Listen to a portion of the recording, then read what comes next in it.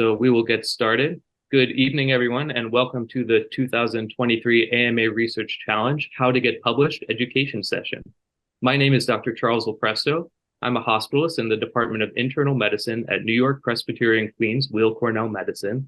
I'm currently the president of the Medical Society of the County of Queens and the vice chair for the Young Physicians section for the Medical Society of the State of New York, MSNY, and the Organized Medical Staff Section Counselor for MSNY. I'll be serving as your moderator. As our session gets started, I want to remind everyone of our commitment to be courteous, respectful, and collegial in the conduct of AMA events. This event is governed by the AMA Code of Conduct, and claims of harassment and conflicts of interest are taken seriously. Violations of the Code of Conduct may be reported confidentially via phone or web to our partner, Lighthouse Services. If we can display the slide for Lighthouse Services for that resource. Perfect. So thank you all for your attention to ensure that this is a safe, welcoming, and professional meeting. Before we get underway with this forum, I'd like to provide a general orientation to our event platform. To ask a question, please use the Q&A feature or raise your hand feature. You can find both features in your toolbar. We solicited questions from participants in advance of this forum, but we want this event to be interactive, so please submit your questions using the Q&A or raise hand feature. Now, I would like to introduce our panelists. We can do away with this slide. Thank you so much. Dr. Ricardo Correa is the Program Director for Endocrinology, Diabetes, and Metabolism Fellowship, the Director for Health Equity at the Cleveland Clinic, and Health Equity Fellowship Director for Creighton School of Medicine, Phoenix. He is an editor and peer reviewer of multiple journals in endocrine research and medical education. Welcome, Dr. Correa. Dr. Rosalyn Conic is a PGY3 in physical medicine and rehabilitation at the University of Florida. She started her research career in dermatology and plastic surgery during medical school and subsequently completed a PhD in clinical translational science. She has published more than 70 papers, presented at multiple conferences, and authored several book chapters in a variety of fields. Welcome, Dr. Conic. Dr. Whiteny Stuard Sambhariya is a PGY1 in ophthalmology at Johns Hopkins Wilmer Eye Institute. She hopes as a physician scientist she can strive to integrate medicine, research, and advocacy. She published in a variety of journals and has presented oral and poster presentations at a multitude of international and national conferences. Welcome, Dr. Sambhariya. And Dr. Toni-Ann Lewis is a PGY3 internal medicine resident at New York Presbyterian Brooklyn Methodist Hospital. She has a decade of research experience and has delved into critical medical inquiries, including HIV, Alzheimer's disease, and advanced care planning. She's dedicated to merging clinical practice and research to advance healthcare. And again, welcome to all of our panelists. And our audience tonight includes medical students, residents, and fellows, and international medical graduates. I'm thrilled to have all of your expertise available to guide us through this important topic. Thank you for your time and your willingness to join us. So to get started, what are some of the top tips that you've learned over the years that you'd like to highlight about how to get published? And we'll just go around the horn and start with a few top tips. Whoever wants to take a bite at it first. I can start and then, so several tips. I think that coming from a non-English speaking background, so I'm originally from Panama, sending your article to a librarian, somebody that review your grammar is very, very important. If you're an IMG and you're back and you are from a country that is non-English speaking, I think that that's something that it's very important for an article. Even you think that you wrote it perfectly, always is good to have an extra look on that. Another thing that always is very important in this sense is you are the expert in the things that you're writing. So always needs extra eyes of the things that you are writing, so you to see if you express really what you want to say in your paper. because you read because you are the experts and you write that and you read so much about that, you think that everything is correct in the paper, and then but sometimes it's not correct. So extra eyes outside your group, outside the people, like outside your mentor, outside your PI, an extra eye will help a lot to look at your paper, and will help to make it reading easily. I think that's something, things that when we are writing, we think that everything is perfect, and you submit your article and then it come back like rejection immediately, and it's probably it's not because it was bad, the article, it's just because it was not in the scientific terms, and was not really easy look that can be fixed very easily with a person outside trying to correct. Thank you, Dr. Correa. I guess I can go next. So I would say one big thing is don't give up. So it's really hard even to get started sometimes, especially the first time when you're writing an article. Getting through it is very difficult. So seek kind of your mentorship's advice kind of along every step of the way, rather than just trying to struggle through it, because they might be able to see something that you're not seeing, kind of what Dr. Correa was also talking about. Second, even if it gets rejected, again, don't give up. As he was saying, it doesn't mean that your article was a failure. It may not have met the journal requirements. It may not have been what the popular thing to write about in this journal was. So, keep trying to get it submitted. If it gets submitted from 3 or 4 places after getting rejected, like getting instantly rejected without a review, that's maybe sometime what you should look at and see if there is some other literature in there that you may be missing that is like critically important, is what I would say. And regardless of your English language, I'm also English as a second language, IMG, you can always benefit from someone else reviewing your article, whether it's like for grammar and other stylistic things. So yeah, it's kind of it. Great tips, Dr. Conic. Thank you. I can go next. I think, just building off of that as well, when you're starting to create an article, you're starting to think about what you're writing about. You have to remember that you're telling your readers a story. This is a story that you're trying to weave to make them come to a conclusion. There should be a beginning, a middle, and an end. And a lot of times when I first start out, I'll look at, what I'm writing about, look at journals that I'm thinking about going towards, and look at how those articles within those journals are written as well, to give me a sense of how they like their stories formatted. I think going through that process and kind of being able to lay it out in just really a simplified kind of map for yourself of how you're going to walk through this paper and how each thing is leading to the next thing helps create that story. Because so many of us have such great data or ideas we're trying to communicate, but we're not always the best at communicating it to those who are not specifically in our niche or our small area. And so you have to remember that you have to start from the very beginning and go towards the end. I think as well what Dr. Correa was saying for making sure you have mentors and other people reading through this, ask your mentors for old manuscripts they've written, what it looked like when it was just on a Word document. That can be extremely helpful just for you to get in your head, okay, I'm going to start with the title, and then I start with the authors, and then I put information about the authors, and then going through that. So you're not just staring at a blank piece of paper, because that's never a good place to start and can be very daunting for everyone. Also great points, Dr. Sambhariya. Dr. Lewis? And I guess just to tie everything up and echo really what my co-panelists were mentioning, yes, all these are excellent points. Never give up when you're writing a paper. I know at the very beginning it may seem, as mentioned, daunting to have all the data, have all the information, or have even a good case in mind that you want to write on.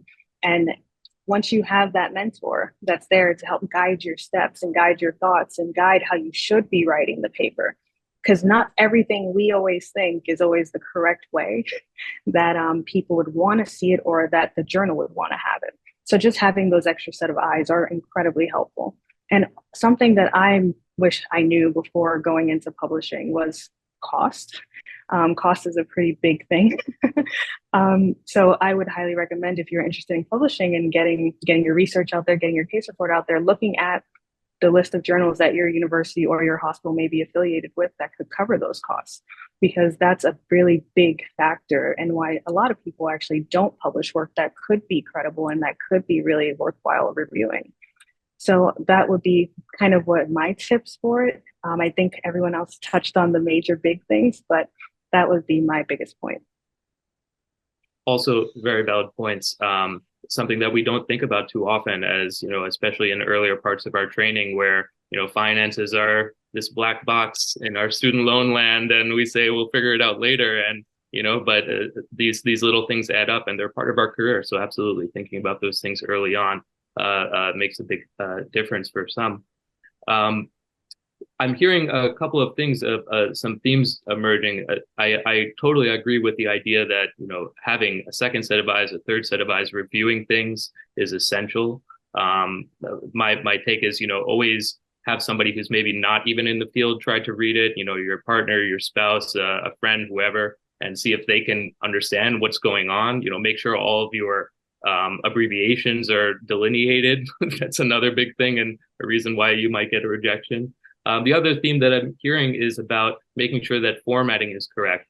And, for someone who's first getting started in writing, or maybe hasn't read too much or hasn't written too much research, what are some of the tips you might have, or are there any resources available for manuscript templates for different types of writing styles that you folks have used, or you can point our audience members to?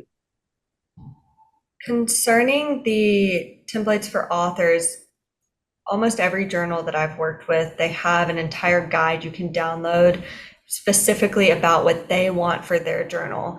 That can be very irritating sometimes to have to read, because you're going through 15 pages about formatting, but it's so important because each journal has its own quirks and things that they like in particular, as well as downloading an article from that journal to look at how it looks formatted, so if you're doing it properly. Those are really good things for once you've actually decided on a journal. For a template of just how an article works, like I said earlier, I would go to my mentors and ask them for example articles that they've gotten published in the past, but just their versions of it as a manuscript on a Word document, so I can look through how they set up articles and learn from that as well.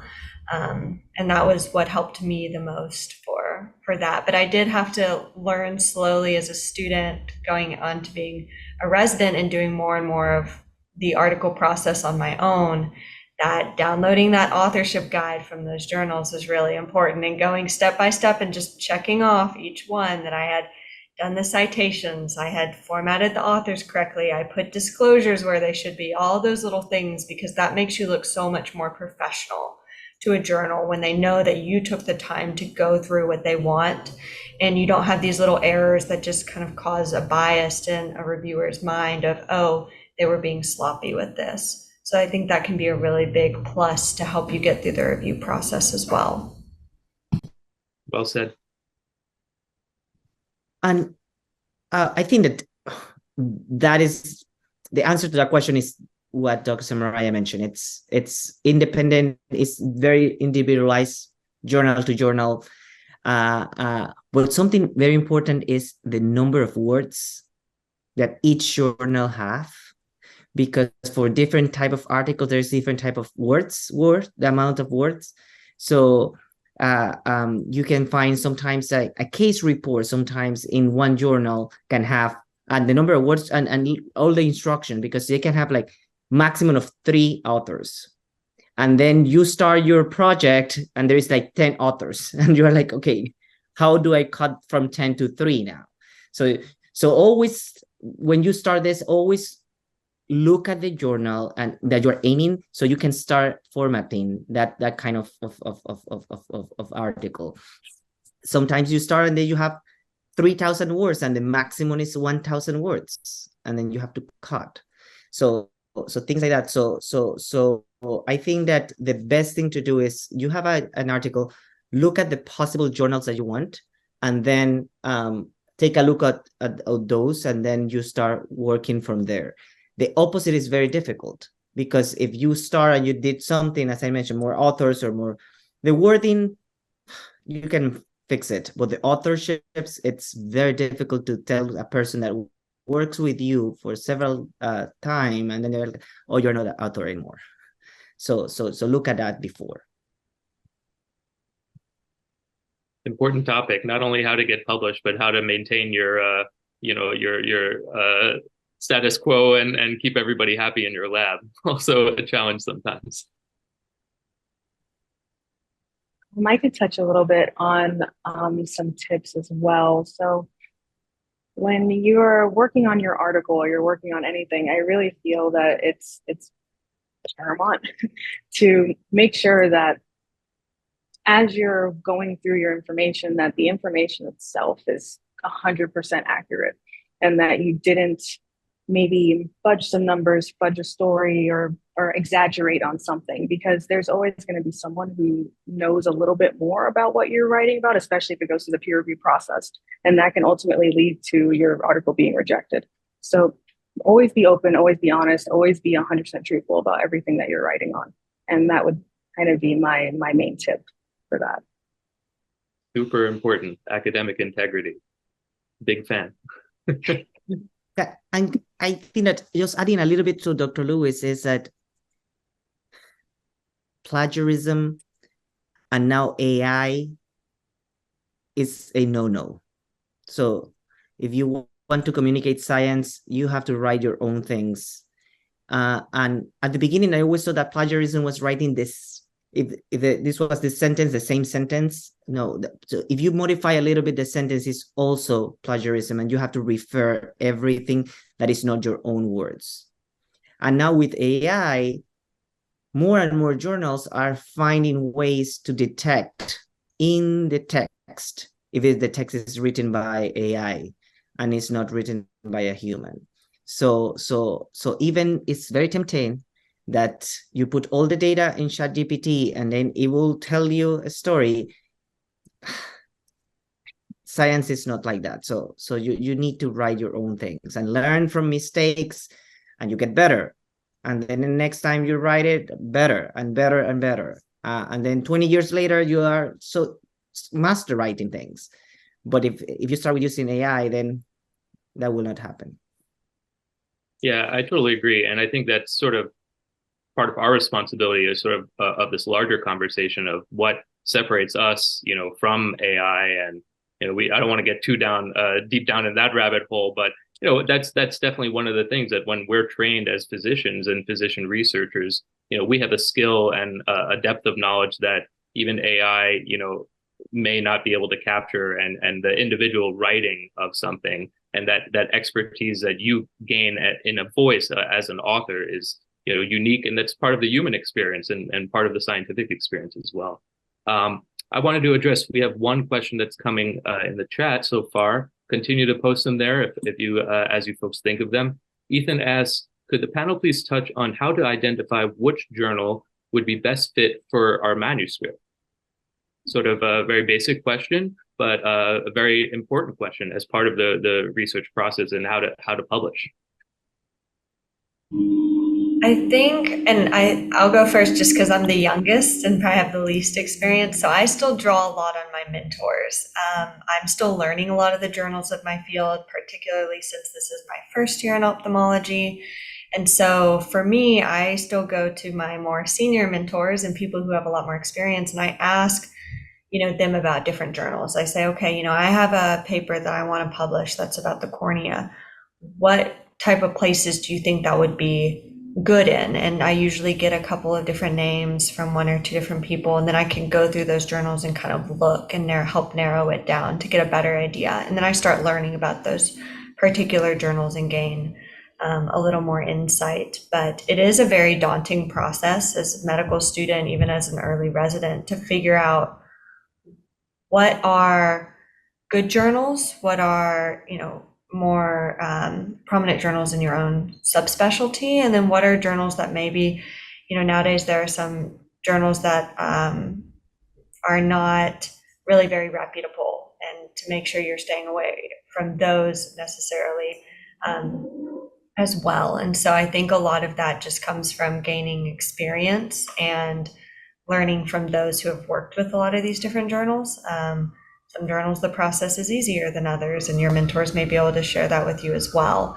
So for me, every time I'm still submitting, I'm still learning about new journals, and I'm still kind of gaining that knowledge in particular. So I'll expand on that. So when I would say you probably want to look at what are the journals that exist in the field. Now, depending on how big your field is, like if it's cardiology, it's a lot bigger than say ophthalmology or dermatology or, any other field. So you might struggle a little bit more trying to identify what is the right topic. But if you're in a smaller field area, or like the topic that you're writing about is like very specific, then it's a little easier, and you can just be like, okay, what are the top journals that talk about acupuncture and alternative medicine? Let's say if that was your topic, and then you find like the 3 or 5 journals that exist, and then you go from there and see which one that would fit in with the best. You can also kind of look at impact factors of those journals and kind of make your decision based that way. I generally, if whatever topic that I am looking at, so let's say like I'm newer with physical medicine and rehabilitation, so I have to look up what are the top journals. But then going from there, it's like you send it to the top journal, or you might try and go to a reach journal, like something we call a reach journal, and see if you'll even get a review, because sometimes that review can help you better define like where's the next place where it can go. And this is a technique, my father's also a researcher, he also kind of advised to use that. So I don't know, if hopefully that helps. Yeah, that's very similar advice that I've received in the past, to sort of make a list, maybe organize it by impact factor, and sort of pick maybe, 1/3 of the way down the top first and submit there, see if it sticks, and then work your way down. But speaking of that, that brings us to another question, and actually a question that's submitted by Samira in the chat. Are there any resources or websites you recommend that you're able to check a journal's acceptance rate or impact factor or citation index, etc.? And maybe it's useful to sort of define some of these ideas for some of our newer members of the audience who might not be familiar with an impact factor or what its importance is.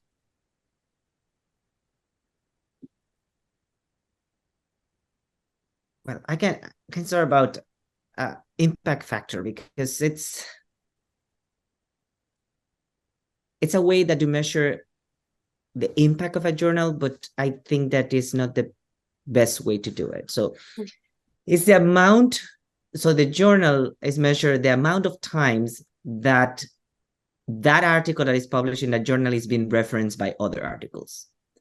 And that will create higher impact factor. So if we think about the most famous journal has high impact factor, one is because they publish general medicine in general. So if we think about ophthalmology cornea, we will never get an extreme high impact factor, because how many people read just cornea? It's a small group of people. But if we think about medicine in general, it's a lot of people. So those journals will have higher impact factor. Then there's strategies that the journal use. They are only going to publish things that can have a lot of reference. So things that are for example, guidelines. So I'm in a journal that usually is looking for guidelines, because, a guideline usually will get multiple reference from other articles. So that raises it. So the strategies that journals use to increase impact factor, because they think that the impact factor is the most important thing. And then they measure themselves in their outcomes as like increase your impact factor. So I think that you should base your decision on where to submit in what the list that you create you think that is perfect fit for your article. Look at the journals that exist. There is many web page. So if you look for impact factor, there is the ICI, that is the one that classify the impact factor. So you can look at that there, and then you can see all the journals there. But go to what was mentioned before. Your mentors know a lot of other journals that you can really notify there.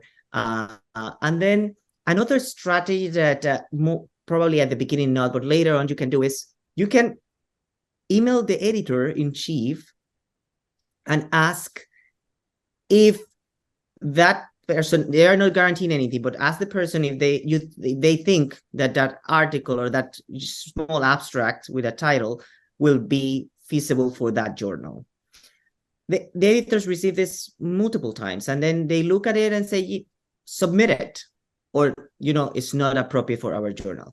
So they are not accepting or rejecting your paper. They are only looking at it and say if it's appropriate or not to do. So that's another strategy, that if you're not so sure if this journal will publish this kind of article that you're working, then you can ask the editor to take a quick look and say if it's worth your time to submit it. And just kind of to piggyback a little bit more off that, one of the best ways that I found when looking for impact factor was just looking at the journal website itself, because they usually have a very long description about themselves on the website page. And also, just to kind of even broaden and take that a little bit further, if you're in a field like I am, internal medicine, that is a gigantic field, and it encompasses a bunch of different subspecialties, a bunch of different conditions, a lot of different things that you could write about that other people would be interested in. So there are these journals that are one main journal, but they also have mini journals inside of them, so that you could also publish your work there. So an example of that would be even JAMA, for example. You have the Journal of American Medical Association, but then you have gastroenterology, internal medicine, you have ophthalmology, like it breaks itself down. So that would be kind of a way to look. So once you have a journal in mind that you want to submit to, you can just go on their website and look for their impact factor, and they look at how long it takes from initial submission to review to publication. They usually give a timeline of that there also. And then again, you have to keep in mind cost because not every journal is cost effective. So definitely check, and they usually have a list of their affiliations of universities and hospitals on their website as well. So you can look there and see whether or not your hospital or your school is affiliated with that journal, and that cost is covered. Some great thoughts there. I hope that answers your question, Samir. I do have another question that was submitted directly to me. Bit of a personal question, but we'll take a crack at it. It asks, how feasible is it for a medical student to publish on their own if they do not have a mentor or a principal investigator? Asking as an IMG. Maybe if they have any journal suggestions as well, they're interested in psychiatry. So maybe we'll take the first part as a bit broader. This is a situation that many people find themselves in. They have a hard time finding a mentor to get started. They want to get some publications done. What's our advice for somebody in this position? So I'll kind of tackle this. Yes, you can publish without a mentor. Is it hard? Yes. Every once in a while, you also have a mentor that's almost like a wooden Mary kind of situation. They've been in the field for like 50, 60 years. They, they might give you like a throwaway topic on something and say, you can write up about this. And then you are the one that has to go and figure out how to write about it. So now, as an IMG, it can be hard to find collaborators too. Sometimes if you go on Student Doctor Network or something where you can meet more people, or like let's say the residency application, like those Google spreadsheets, and you could be like, hey, I'm going to write on this topic, where there are people who are willing to work with me. Another solution would be to, as an IMG or even, American medical student, reach out to like a bigger name institution or an institution somewhere where, like, let's say, Cornell or something, like whatever your hospital of choice is, and ask a person there who might do research in that field if they'd be willing to partner with you and mentor you and help you out, because it's part of like what academics do. And you should do this at an academic hospital rather than a community hospital, because they might not be as invested in you, whereas in an academic center, it's all of us want you to succeed, regardless of what level you're at. So I would also, add just before, it also, I think, depends a lot on the type of article you're doing. If you're trying to do like a small literature review or different things, or kind of do different steps from there versus, a original research article, I do think it's a lot easier to do some of those smaller things on your own, and be able to kind of progress from there and learn. I've seen some of our medical students and some of our residents publish review articles or case reports or different things on their own more without necessarily a mentor to be able to help them. And I do think that's something that can be possible and is, I think, also a good learning step for residents and fellows to be able to take on some of those things on their own, even if they have guidance from a mentor or somebody else, because it kind of takes your first step of, okay, what's it like to do this by myself, without having someone to rely on to make sure we cross the finish line. So I think that can honestly also be a really beneficial learning experience. On the counter, sorry, go ahead. It's okay. No, you can go. I was going to say, on the counterpoint, if you know how to do statistics, there are many, many available data sets out there. I don't know if that's exactly what you wanted to talk about, Toni, but no, but but just kind of piggyback off of what both of you were saying. Yeah, like you can absolutely publish without having a mentor, but I would just say it's just going to be very challenging, especially if you're doing a case report, for example, especially as a medical student. You saw something really cool, you wanted to write up on it, you wanted to publish it. I can speak because I've been there. It's very difficult to write on a case as a med student because you don't have the perspective as the primary care provider and the understanding of what's happening and why the decisions were made. Because we really, when you're in med school, you learn about all these things and you're saying, okay, I understand, but you don't really understand until you actually get there. So it would be beneficial to, if not a mentor, just having one of the residents look over your work and just to say and check it for accuracy and check to see if your reasoning for what you're explaining makes sense in the medical field. I would say, even especially for IMGs in the community hospital setting, because anyone would be happy to read a paper because we all want to see you succeed. And even if it's just a proofread and just to say, hey, does this sound okay? Then that's always going to be accepted. Totally agree with all these recommendations. That's usually my advice for when, people ask this question. I point them toward, either a literature review or a case report as a good place to start. But the only thing I would add is, make sure that you read some examples of those before you try to write one, right? That will do you a world of good to say, okay, this is what a literature review in this journal looks like when it's published. It's not the topic that I want, but this is what's relevant right now and how it should look, and they'll sort of give you some clues as to the level of detail and the amount of work that you might have to put in. So I have another question that just came in from Samir. What are your opinions of the type of articles that you should publish? Does it matter to residencies if you only publish case reports, or should you also have other studies, retrospective, case series, etc.? This is coming from an MS2 currently interested in ophthalmology. So I think we have some good panelists to address this question from a program director perspective and also from a fellow trainee in ophthalmology. Yeah, so I probably, Dr. Sambhariya will talk about in ophthalmology, but think about something. If you're a resident, and I will focus on internal medicine resident, that you're working 28 hours every 4 days, nobody expect that you publish the game-changing article in New England Journal of Medicine during residency. That can happen, but it's not, would be less than 1% of everything. So it's very difficult as a resident, unless you have been involved in an article as a medical student, you have probably MD, PhD, you are in your thesis, all of that. That kind of people probably will have that. But as a resident, it's very difficult during that time to publish something in a... So what are things that programs director are looking for your application if you want to do fellowship? If this we're talking about internal medicine, you want to do fellowship. They want to see that you keep scholarly active.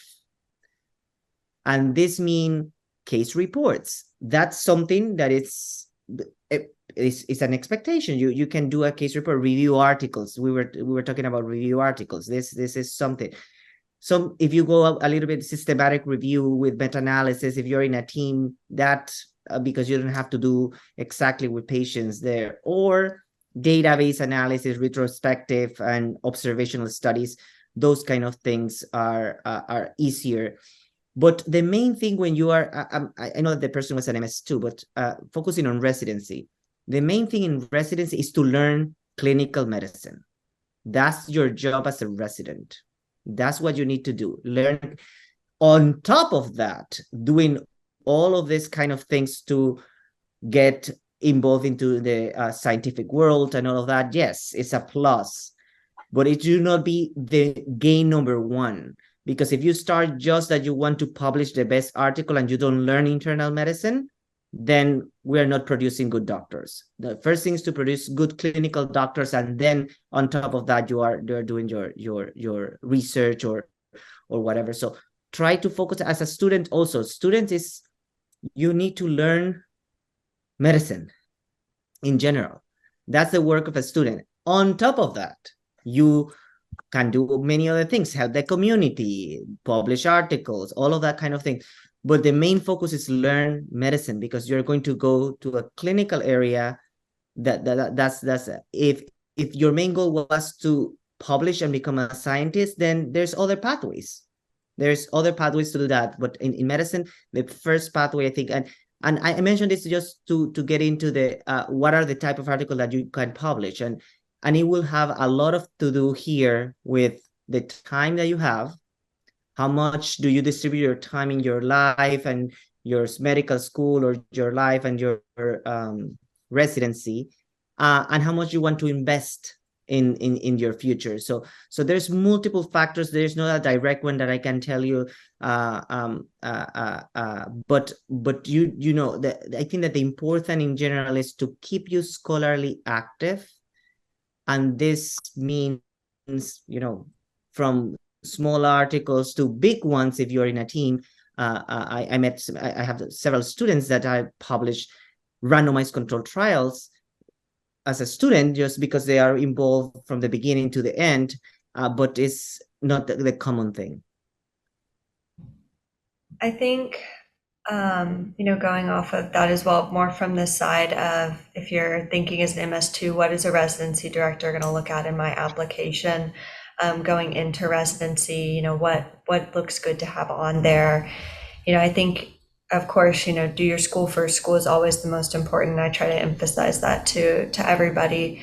Above all else, all other extracurriculars you're doing, if you're able to do research, fantastic. Then, you know, find a subject that's interesting to you and be able to try to work on that. I do think that certain articles look to program directors and people going through applications. They can tell how long and how much time goes into different things. If you published a first author research, basic science research paper, I know a lot of time went into that. You clearly maybe took a year off, did something, like you did, a lot happened there. If you publish a, you know, meta-analysis of a lot of papers, again, takes, you know, maybe a little less time, but still can take a lot of time, totally dependent on how large it is. A case report, that's going to take a little less time, still fantastic to do. But I think different types of publications show a different level of work. And, you know, that's why when we apply to residency, we put in all this information about our articles. The people going through your applications, look up those articles and see, you know, what it is, what went into this. And I do think that's an important thing. It shows, you know, being able to do additional tasks during your learning process and really get involved. Not everybody does get a publication. You know, other good things to do are the oral presentations, poster presentations, all of those things as well, which are fantastic to put on your application. You know, in addition, I do think, especially particularly in ophthalmology. We are a field that's looking more into research now and is a subspecialty that is fairly research heavy. And I do think it's something that's very highly looked upon in an application. And that nowadays it is more expected that everybody at least dip their feet in the water and try to do something, some projects. And that can be from global health to quality improvement to basic science to translational science to clinical. There is a million different ways you can find an area that fits your interest and your passion. And I think even just getting involved is, will go on your application as well and is a plus and shows that you're trying to learn about the field in that way as well, even if it's not, you don't want to be an MD, PhD and be in a lab later on. There's a million different ways to do it in the process. Yeah, totally agree. Very important to have that consistency of scholarly activity, I think is more so the message that we're hearing rather than any specific type. If you get a great project and a great mentor, go for it. But don't not take one opportunity, I would say, in lieu of searching for another. Keep going, keep at it, and you'll do great. Just to keep things moving, we have one more question from the chat. Ethan asks, could you discuss the value of publishing letters to the editor, please? Interesting topic that we don't think about enough sometimes. Anyone have thoughts on letters to the editor? It depends on the type of letter to the editor. Sometimes the letters are just like a small research, like a research study that you may have written, but you couldn't get it published otherwise. So you summarize it in like 500, 600 words. So, I mean, it still counts, right?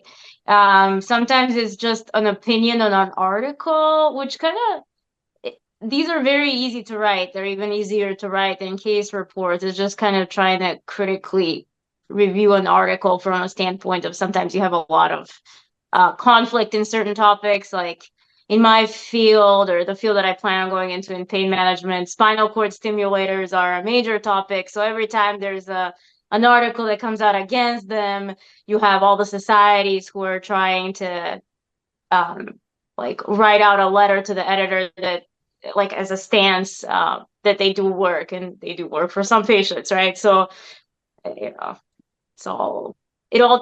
basically it depends. And something to add to that is like letters to the editors most likely will need a mentor. So from a student standpoint of view, to criticize an article, it's a little bit complicated. So if most likely those letters to the editor will need or support data, you will need some kind of mentor that is somebody that knows the area, and then you have some more data that you want to do it or something like that. So you just putting together this question with a question about mentorship. Probably the letter to the editor is the one that I will highly recommend. If you are thinking to start with that, you definitely need a mentor to join that, not alone. Other articles you can, as we talked before, you can publish it alone. Yeah, I agree. I think trying to publish a letter to an editor as a trainee is a bit of a risk. I mean, it's in a way, it's you saying, hey, I think differently than your editorial board about what you published here. And this is why. So if you truly have something to say and, you are very familiar with the literature and you think you can make a contribution, I'd say go for it. But it is a very tricky thing to get done right. I agree. Just to be respectful of time, I think we're going to start wrapping things up. I see it's getting close to our allotted time. For our, I wanted to go around the horn one more time though, and just end with a top tip about what not to do and what to avoid to getting rejected. I think that's something we don't talk about enough. I would love to start this one because I have gotten my fair share of rejection letters. So one of the things you should definitely not do when you're submitting your paper is, we talked about it a little bit in the beginning, but I really want to highlight how important it is. Like, please follow the formatting guidelines for the article that you are going to be submitting to, because these journals are very strict, and they're very meticulous when they go through it, almost like a fine-tooth comb to make sure you followed every single guideline. And then another point would be to respond to these journals in a very timely manner. If they email you, please update your article. Try to get back to them within the week or within the next couple of days, week max, because these submissions, they take time, and they take time to be reviewed. They take time to be edited. They take time to be resubmitted. Another tip I would probably say is, when you're submitting to a journal, make sure it's within the scope of what you're writing, because most times you'll read a journal, you'll think this fits, and you submit to it, they say, no, it doesn't. So just go through some of the articles that journal has been published, and make sure that what you're writing is similar to what they've already been submitting on. And my last tip would be to don't doubt yourself. If you feel that your article is good enough to go into a journal, give it a try, because you never know what could happen. You could actually be doing groundbreaking medicine, and it is worthy of being submitted. And you wouldn't know unless you actually tried. So those are my top tips. Fantastic. Thank you, Dr. Lewis. I can really only think of one to add, which is when you respond to the reviewers, make sure you are responding appropriately, which means respond completely, respond respectfully, and don't be like, reviewer 3, you don't know what you're talking about. There's polite ways to say things, or you can support all your prior discussions in it. Make sure you use the correct references too. Every once in a while, it's happened with citation managers when they unlink, and then reviewers go and look at your references, and they're like, this reference isn't talking about what you said. So yeah, these reviewers take their personal time, and they do not get paid for it. So I think the only other thing I have to add on to exactly what you're saying is, when you respond respectfully. I think one of the best pieces of advice I ever got was, whenever you get that review back, whether it's that you've been rejected, whether it's you've been accepted with major revisions, minor revisions, my mentor used to tell me, read it and then put it down and go away for 2 days and just sit on it and think about it. Whether it makes you angry reading certain things, like, no, I knew what I was saying, and you want to argue them or different things, it just lets you cool down and really think about everything, and take away all the emotions of it, and then come back to it fresh after knowing what was said and being able to sit down and respond to those things. I've responded, agreeing, saying, that's a fantastic point, I will make that change. I've responded with, oh, actually, I did do that, it's over here, but I can see where I need to clarify. And I've also responded with, I respectfully disagree with that, but here's why, and here's what I'm thinking. But again, all of those things, it's in very respectful ways. But sometimes the energy and emotions, right when you get that review back, it's best to see it, read it, and then walk away and take a breath before you respond to reviewers or get back in the process and really get to clear your mind. Great advice. Keep your cool, 100%. Dr. Correa, will give you the last word. Yeah, I think that it was mentioned everything that all the tips. Something that is also very important is the probably we don't have the time to talk, but is the letter. The intent letter that you write at the beginning when you're submitting your article. Also be very respectful, explain why you're submitting that article to that journal. That helps also in the process when the editor is looking the first look at your article. So I think that the most important is don't get mad with the reviewers. That's the first thing that you will get, because you are the expert. You did this for a long time, and an extra person comes and say, oh, this, just swallow it, as Sambhariya mentioned, and then integrate that to your next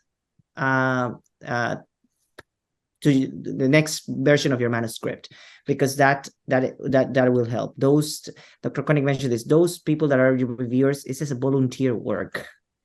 And I can tell you, I have some experience with reviewers too. I had a reviewer that was very nasty with one of the things, and call us the team stupid in the review, like, why you don't understand. And this is also another part, like, this was abusive language that this reviewer uses, that we were able to mention this to the editor, and then I don't know the editor. So it's both ways. So it's also sometimes the reviewers are aggressive, and you have to then like call the attention on that to the journal. Also important points. Well, wow, what a great panel we've had this evening. A variety of perspectives, a variety of topics we've covered too, and hopefully got to answer everybody's questions that were submitted. I want to thank you all for participating in tonight's education session. The AMA is committed to providing medical students, residents, and fellows, and international medical graduates a best-in-class opportunity to build and showcase research and engage with the AMA beyond traditional policy and advocacy opportunities. Please be sure to visit the semifinal hall for the AMA Research Challenge and score posters to help determine the top 5 finalists, which as an AMA member is an exclusive opportunity. The top 5 voted participants will advance to the finals, which will be held on February 4th, 2024, mark your calendars, for a chance to win a $10,000 grand prize, which is sponsored by Laurel Road. So thank you all again so much for participating, to our panelists and to our audience, and I wish you all a good evening. Take care.